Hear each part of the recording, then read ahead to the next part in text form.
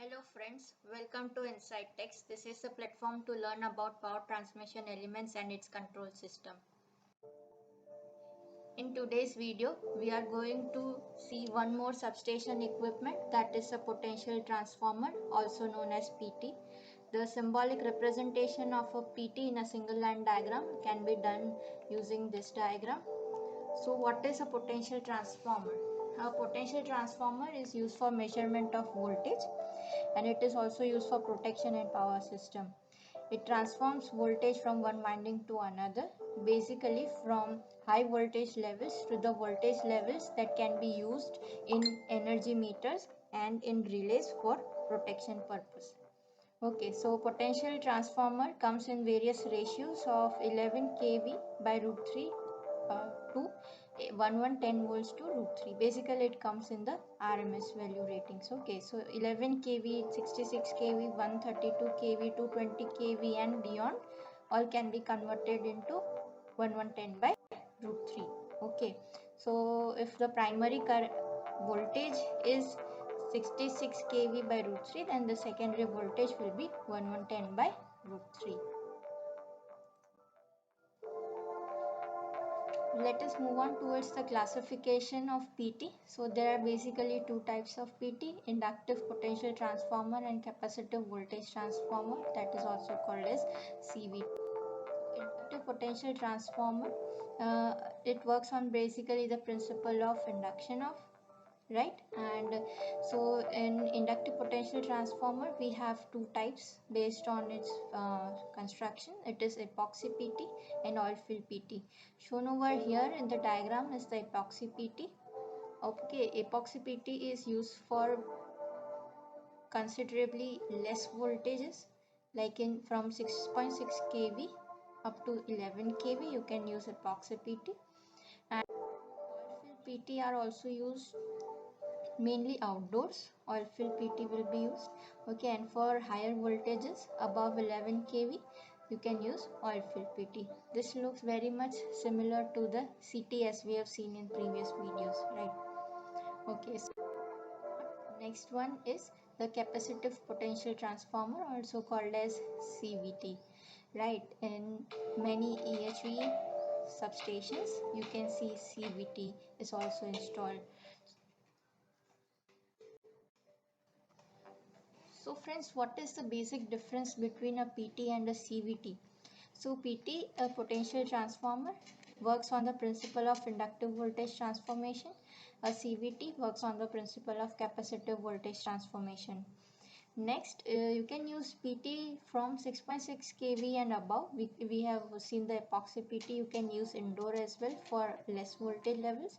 But CVT is always used outdoors. It is oil filled and it is used in 132 kV and above.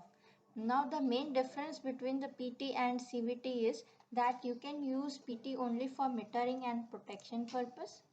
Okay, this you can use only for metering and protection purpose, but CVT is used for metering and protection as well as for power carrier line communication purpose.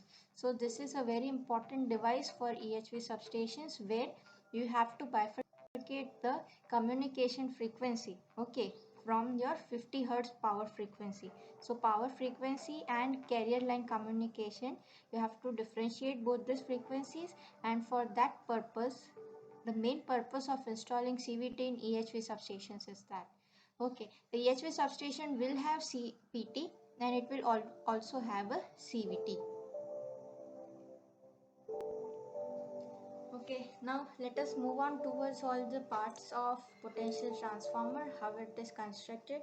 So you can see over here in this picture, all the parts are clearly visible. Okay, starting from top we have this primary terminal, then that is a cast aluminum bellow housing. Okay, then there is this entire structure, okay, that is having some capacitor elements, okay, and it is voltage divider tap connections are also provided, and on the below there is secondary terminal box, okay, and it also contains oil drainage valves and so on. So this is very basic terminologies for the potential transformer. Similarly, you can see various parts and terminal boxes of CVT as well. So the main difference between PT and CVT, as we discussed, was this part. It is having all the carrier accessories. Okay, so it can differentiate between power frequency 50 Hz and the communication frequency, which is above that. So the main difference between these two is it is having this carrier accessories. Okay, and it will have full capacitors, and that is similar, very much similar to that in that of PT also. Now let's move on towards the important part that we have to discuss, that is the inside of the terminal box in the PT. Okay, so inside the PT terminal box, this is the enlarged image of the terminal box that is over here. This is the secondary winding, and the secondary winding terminals come to the PT terminal box. Okay, so this HT terminal is over here, and over here that is a, you can get a secondary terminal box. Inside the secondary terminal box it looks like this. Okay, so it has PT secondary terminals 1A 1N 2A 2N. Okay, then there is one earth point, then this is the space for the cable entry that comes into the terminal box, and there is special arrangement of the fuse in the PT. Okay, so always remember we have this fuse arrangement specially for PT. This kind of fuse arrangement is not given in the case of CT. Okay, now as you know that PT is basically used for voltage transformation, and by transforming this voltage to the level where you can use the voltages for metering and for protection and in the relays also. Okay, so measuring voltage, you know, it is always connected in parallel, but while if you are using a CT, you can always connect it in series. Okay, so because it is a current transformer. So based on that principle, we know that a PT will have only single terminal, and if there is a CT, it will have two terminals, right? So if by just looking at the equipment, if you want to differentiate it is PT or CT, then the simple thing is equipment having a single terminal is PT. If the equipment is having two HT terminals, then it is called a CT. I hope this is helpful. Moving on towards the electrical diagram of PT. Okay, inside the terminal box we saw this. Now from where do we get these terminals? Let me explain using electrical diagram. Capital A over here is the primary winding. The primary winding, you can see it is having only one terminal as we discussed right now, and the second terminal, in the second terminal, that is neutral, that is always earth inside a PT. Okay, now that is the primary. Okay, now the secondary, you can see it is having two windings. The first winding is it is used for metering, and the second winding is used for protection. The first winding, it has a class of accuracy of 0.5, which means it can have plus or minus 0.5% voltage ratio error, and that is for metering.